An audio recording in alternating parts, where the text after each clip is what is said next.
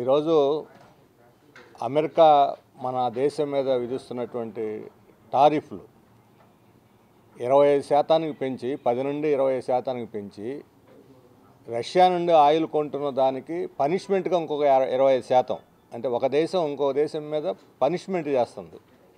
మొత్తం 50% సుంకం విధిస్తే మన రాష్ట్రంలో ఉన్నటువంటి ప్రధాన రాజకీయ పార్టీలు, ముఖ్యంగా కూటమి బీజేపీ, తెలుగుదేశం, జనసేన కూటమి పార్టీలు కానీ రాష్ట్ర ప్రభుత్వం కానీ కనీసం మాట మాత్రంగా కూడా దాని మీద స్పందించడం లేదు. వైసీపీ కూడా సరిగ్గా దాని మీద స్పందించలేదు. ఈరోజు దేశం అంతా దీని గురించే చర్చించుకుంటుంది. రైతులు ప్రభావం గురవుతున్నారు, కార్మికులు ప్రభావం గురవుతున్నారు. అన్నిటికన్నా మించి మన దేశ ఆత్మగౌరవం ఈరోజు ప్రమాదంలో పడింది.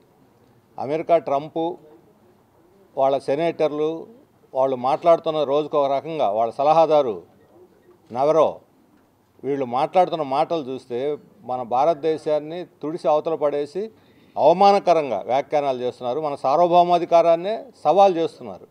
మనం ఎవరితో మాట్లాడాలి, ఎవరితో మాట్లాడకూడదు, మన ప్రధానమంత్రి ఎవరితో డిన్నర్ చేయాలి, ఎవరితో చేయకూడదు, ఎవరితో ఏ దేశం పోవాలి, ఏ దేశం పోకూడదు, ఇవన్నీ వాళ్లే నిర్దేశిస్తూ ఉంటే మన దేశం యొక్క ఆత్మగౌరవం, సార్వభౌమాధికారానికి సవాలు, ఇంత పెద్ద ఎత్తున సవాలు వస్తుంటే ఈ పార్టీలు ఎందుకని మౌనంగా ఉన్నాయి? ఎందుకు దీన్ని ఎదుర్కోవటానికి సిద్ధపడటం లేదు? ఎందుకు భయపడుతున్నారు? మేము అది తీవ్రంగా ఈరోజు మన రాష్ట్రాన్ని కలిచివేస్తున్నటువంటి సమస్య.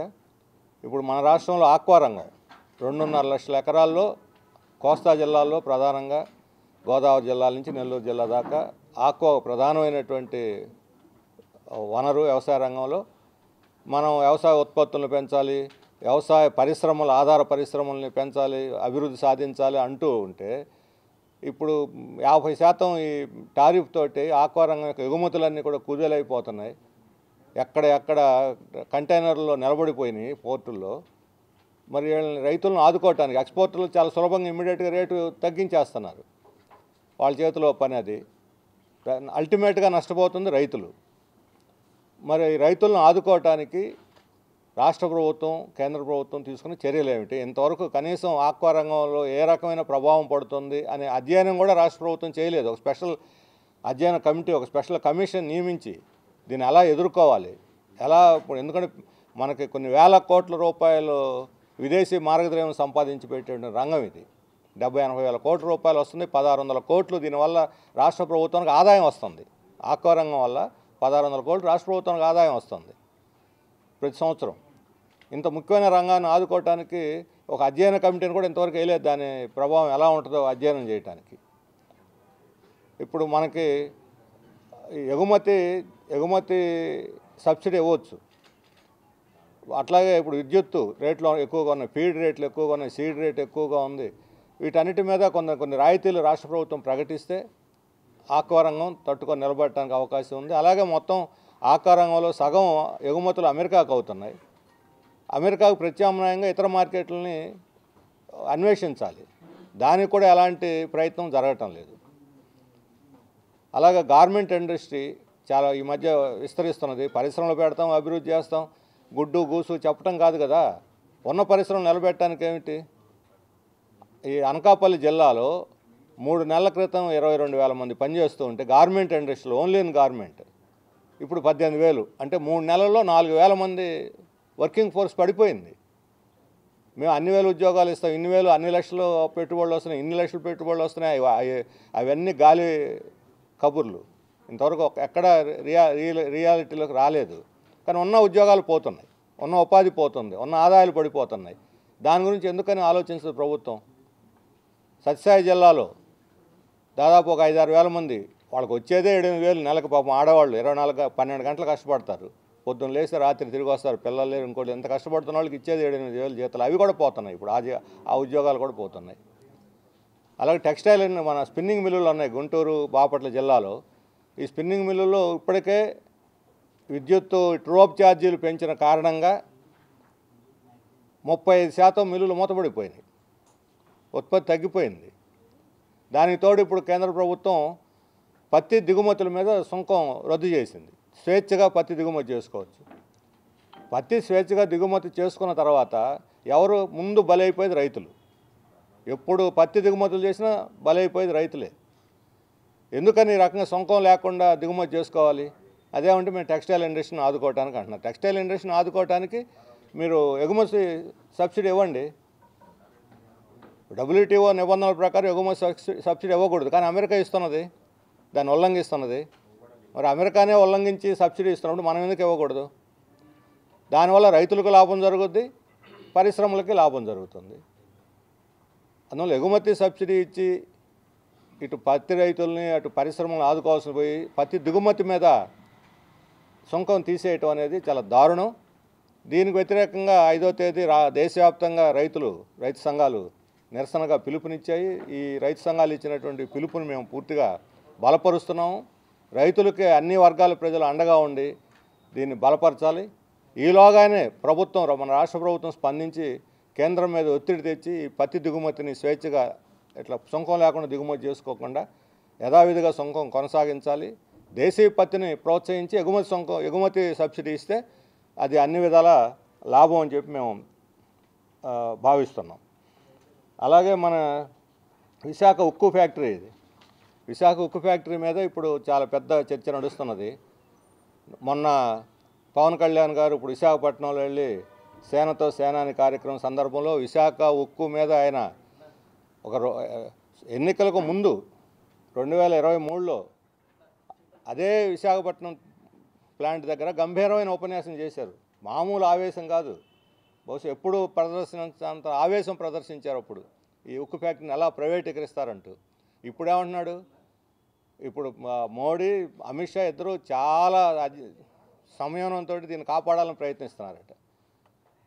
దాదాపు ఆగిపోయింది ప్రైవేటీకరణ అని చెప్పని అబద్ధ ప్రచారం చేస్తున్నారు. ఆగిపోయి ఉంటే ఇది కేంద్ర క్యాబినెట్ నిర్ణయించిన స్ట్రాటజిక్ సేల్. ఒకసారి నిర్ణయం చేసిన తర్వాత స్ట్రాటజిక్ సేల్ అని మరలా క్యాబినెట్టే దాన్ని విత్డ్రా చేసుకోవాలి. మేము స్ట్రాటజిక్ సేల్ చేయటం లేదు అని విత్డ్రా చేసుకోవాల్సింది కేంద్ర క్యాబినెట్. ఏమైనా ప్రకటించిందా?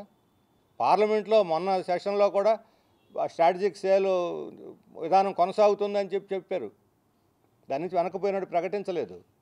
వీళ్ళు మాత్రం ప్రైవేటీకరణ ఆగిపోయింది అంటున్నారు. నిజమే. ఇప్పుడు వాళ్ళు చెబుతుంది ఏంటి? మేము 11,400 కోట్లు ఇచ్చాము, చూడండి అంత పెద్ద ప్యాకేజ్ అని చెబుతున్నారు పవన్ కళ్యాణ్ గారు. నేను అడుగుతున్నాను పవన్ కళ్యాణ్ గారిని, కేంద్రం ఇచ్చిన 11,400 కోట్లు ప్రతి పైసాకి మీరు లెక్క చెప్పండి. దేనికి ఖర్చు చేశారో చెప్పండి. దీని బండారం భాగవతం బయటపడుతుంది. ఒక్క 1,545 కోట్లు తప్ప మిగతా డబ్బంతా GST పేరుతో బ్యాంకు వడ్డీల పేరుతో కేంద్ర ప్రభుత్వం వెనక్కి తీసుకుంది. ఇటు ఇచ్చి చేతికి అట్లా వెనక్కి తీసుకుంది. కేవలం ఆపరేషన్ అండ్ మెయింటెనెన్స్కి ఇచ్చింది 1,545 కోట్లే. ఇది వాస్తవం కాదని అడుగుతున్నాను. మీరు లెక్కలు చెప్పండి. దేనికి ఎంత ఖర్చు అయిందో ప్యాకేజ్ 11,440 కోట్లు. ఈ రకమైన ఏదో ప్యాకేజ్ ఇచ్చామని మురిపించి అబద్ధాలు చెప్పి చేయటం ఒక భాగం అయితే, ఇప్పుడు 46 విభాగాల్లో ప్రైవేటీకరణ చేస్తున్నారు. దీని మీద తెలుగుదేశం వాళ్ళు మన అధ్యక్షుడు పల్లా శ్రీనివాసరావు గారు ఆయన మరీ బొకాయింపు, మామూలు బొకాయింపు కాదు. ఏముంది, ఇంతకుముందు 1000 మంది కాంట్రాక్టర్లు ఉన్నారు, 1000ని 45 చేసాము, తగ్గించి తక్కువ మందితోటి కేంద్రీకరించి పనిచేయడానికి అంటున్నాడు. ఇంతకన్నా శుద్ధ అబద్ధం, మోసం, దగ ఇంకోటి లేదు. ఇది ఇంతకు ముందున్నటువంటి కాంట్రాక్టర్లు అందరూ man power suppliers, only contract కార్మికులను సప్లై చేయటం వాళ్ళ పని. ఆ కాంట్రాక్ట్ కార్మికుల చేత పని చేయించుకోవటం, వాళ్ళకి జీతభత్యాలు ఇవ్వటం అన్నీ కూడా విశాఖ స్టీల్ ప్లాంటే చేస్తుంది. స్టీల్ ప్లాంట్ కేవలం మొత్తం పని అంతా కూడా కాంట్రాక్ట్ కార్మికులు, పర్మనెంట్ కార్మికులకి సపోర్ట్గా ఈ కాంట్రాక్ట్ కార్మికుల్ని స్టీల్ ప్లాంట్ యాజమాన్యం ఉపయోగించుకుంది. ఇప్పుడు చేస్తుంది ఏమిటి? ఎక్స్ప్రెషన్ ఆఫ్ ఇంట్రెస్ట్ కింద పేరుతోటి 46 విభాగాల్లో మొత్తం మెయింటెనెన్స్, టెక్నికల్ మెయింటెనెన్స్తో సహా ఆ మెయింటెనెన్స్ మొత్తం వీళ్ళకి అప్పచెప్పేశారు. అంటే డిపార్ట్మెంట్ని ఎక్స్ప్రెషన్ ఆఫ్ ఇంట్రెస్ట్ పేరుతోటి మొక్కలు చేసి ప్రైవేటీకరణ చేయటం తప్ప ఇది ఇంకోటి కాదు. అవునా కాదా చెప్పాలి పల్లా శ్రీనివాసరావు గారు. ఈ వాస్తవాన్ని ఎందుకు దాస్తున్నారు మీరు? మ్యాన్ పవర్ సప్లై చేయడానికి ఒక డిపార్ట్మెంట్ మొత్తం వాళ్ళ కంట్రోల్లో తీసుకొని నడపడానికి తేడా ఉందా లేదా? మీరు వాళ్ళు యాజమాన్యం విడుదల చేసిన ఎక్స్ప్రెషన్ ఆఫ్ ఇంట్రెస్ట్ టెండర్ చదివే ఉంటారు. మీరు ఎందుకు దాచిపెడుతున్నారు ఈ వాస్తవాన్ని? అందువల్ల ప్రైవేటీకరణ ఈరోజు దొడ్డిదారిన ముక్కలు చేసి, ఇంతకుముందు 4-5 ఏళ్ల క్రితం మోడీ చెప్పాడు, బహిరంగంగా చెప్పాడు, మొత్తంగా ప్లాంట్ మొత్తాన్ని ఒక ప్యాకేజీ, సింగిల్ ప్యాకేజీలు అమ్మలేకపోతే ముక్కలు చేసి అమ్ముతామని చెప్పాడు ఆ రోజు ఆయన. అదే ఇప్పుడు అమలు జరుగుతున్నది. ఈరోజు కార్మికులు తీవ్రమైన ప్రతిఘటన చేస్తుంటే పవన్ కళ్యాణ్ గారు కార్మిక సంఘాల మీద, కార్మికుల మీద నెపం నెడుతున్నాడు. వీళ్ళు సర్దుకున్నారు, వీళ్ళే అమ్మేయమన్నారని చెబుతున్నాడు. ఎవరు అమ్మేయమన్నారు? వాళ్ళ పేర్లు చెప్పండి ఆ పేర్లు. ఎవరో మీతో అన్నవాళ్ళు ఎవరో? ఈ రకంగా కార్మికుల మీద నెపం నెడతారా? ఉత్పాదక తగ్గిపోతుంది అంటున్నారు. ఎవరు కారణం ఉత్పత్తి తగ్గిపోవడానికి? మొత్తం 3 బ్లాస్ట్ ఫర్నేసులు పనిచేస్తున్నంతవరకు 100% ఉత్పత్తి జరిగింది. 3,500 కోట్ల లాభం వచ్చింది. 2023లో లాభాలు వచ్చినాయా లేదా? 24-25లో మళ్ళీ నష్టాలు వచ్చినాయి. మీరు ఎన్ని ప్యాకేజీ ఇచ్చిన తర్వాత ఏం లాభాలు ఎందుకు రాలేదు? దానికన్నా మించి అత్యంత దారుణమైన విషయం ఏంటంటే, ఒకవైపు ప్రకాశం, నెల్లూరు జిల్లాల్లో ఉన్నటువంటి ఐరన్ ఓర్, చాలా క్వాలిటీ ఉన్న ఐరన్ ఓర్ని జిందాల్ కంపెనీకి కేటాయించి steel plant, Visakha steel plant వాళ్ళు ఎప్పటి నుంచో అడుగుతున్నారు. వాళ్ళకి ఇవ్వకుండా జిందాల్కి ఇచ్చేసి, ఇప్పుడు కొత్తగా అనంతపురం జిల్లాలో ఉన్నటువంటి కర్నూలు, అనంతపురం జిల్లాలో మైనింగ్ను కూడా జిందాల్కి ఇచ్చేశారు. ప్రకాశం, నెల్లూరులో ఇచ్చేశారు. మన రాష్ట్ర ప్రభుత్వం కింద ఉన్న ఓర్లు, ఐరన్ ఓరు రాష్ట్ర ప్రభుత్వం ఇవ్వచ్చు. ఎందుకు మీరు విశాఖ స్టీల్కి ఇవ్వకుండా జిందాల్కి ఇస్తున్నారు? రాష్ట్ర ప్రభుత్వం సమాధానం చెప్పాలి. మన రాష్ట్ర ప్రభుత్వం రాష్ట్ర ప్రజల్ని నమ్మించేటటువంటి ఒక ప్రయత్నం చేస్తూ ఉంది. మేము చాలా పెద్ద పరిశ్రమలు తీసుకొస్తా ఉన్నాం. ఆ పరిశ్రమలందరికీ మీరు భూములు వదిలిపెట్టండి, ఇళ్ళు వదిలిపెట్టండి, వాసాలు వదిలిపెట్టండి, మేము మాత్రం తీసుకొచ్చి ఉద్యోగాలు ఇస్తామని చెప్పేసి. మనందరికీ తెలిసినటువంటి తాజా ఉదాహరణ కరేడుకు సంబంధించి.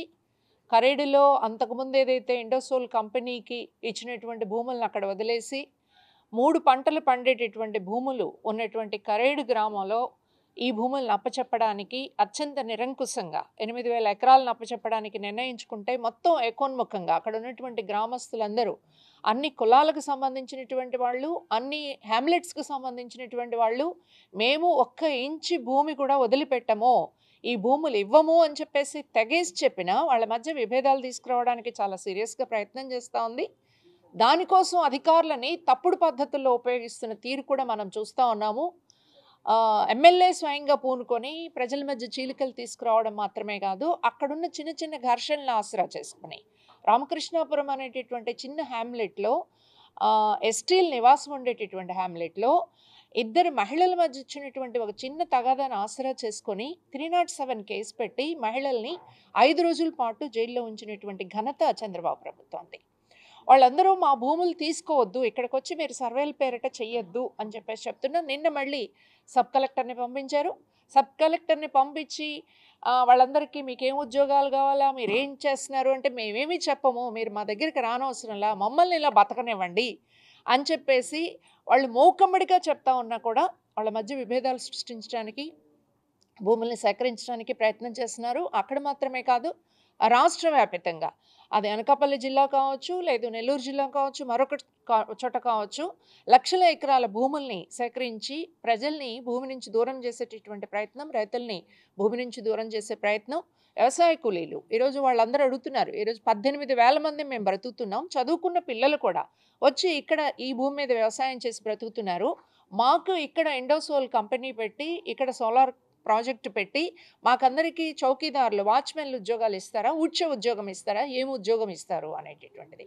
దీనికి ప్రభుత్వం సమాధానం చెప్పగలిగే పరిస్థితి లేదు. పైగా ఉన్నటువంటి విశాఖ స్టీల్ ప్లాంట్ని ఎలా ధ్వంసం చేస్తూ ఉందో మనం చూస్తూ ఉన్నాము. ఈ రాష్ట్ర ప్రభుత్వం, ఈ కూటమి ప్రభుత్వం ఈరోజు అధికారంలో ఉన్నది ప్రజలకి అబద్ధాలు చెప్పి నమ్మించేటటువంటి ప్రయత్నము, కార్పొరేట్లకు సేవ చేసేటటువంటి ప్రయత్నం తప్ప ఏ రకంగా ఉపయోగపడేటటువంటి ప్రభుత్వంగా లేదు. అంతేకాదు ఆయన ఏం చెప్తున్నాడు, పారిశ్రామికాధిపతులను చేస్తాను, ప్రతి ఇంటికి ఒక మహిళని అంటున్నారు. ఇవాళ మహిళలు పనిచేసే గార్మెంట్ పరిశ్రమలో ఉద్యోగాలు పోతున్నాయి. స్పిన్నింగ్ మిల్స్, మీరు గుంటూరు వెళ్తే 42 స్పిన్నింగ్ మిల్స్ ఉన్నాయి. ఇప్పటికే కరెంటు సంక్షోభంతో సగం పని చేయకుండా మూతపడిపోయినాయి. ఈ టారిఫ్ల దెబ్బతో మొత్తం పరిశ్రమలన్నీ కూడా మూతపడే పరిస్థితి ఉంది. అందులో పనిచేస్తున్నటువంటి వేలాది మంది మహిళా కార్మికులు ఎవరైతే ఉన్నారో వాళ్ళందరూ కూడా ఉపాధి కోల్పోయే పరిస్థితి ఉంది. ఇక్కడ స్వయంగా మన నారా లోకేష్ గారి నియోజకవర్గంలో వేల మంది ఆధారపడేటటువంటి చేనేత పరిశ్రమ సంక్షోభంలో ఉంది. అందుకని ప్రభుత్వం చెప్తున్న మాటలకి చేస్తున్న చేతలకి చాలా వ్యత్యాసం ఉంది. ఈ వ్యత్యాసాన్ని మహిళలు, యువత పెద్ద ఎత్తున గ్రహించగలిగి ఈ ప్రభుత్వాన్ని నిలదీస్తేనే మన రాష్ట్రం రక్షించబడుతుంది. తెలుగులో ఫాస్టెస్ట్ న్యూస్ ఇప్పుడు కొత్త అవతారంలో 5 సెకండ్లోనే పూర్తి వార్తా సమాచారం మీ చేతిలో.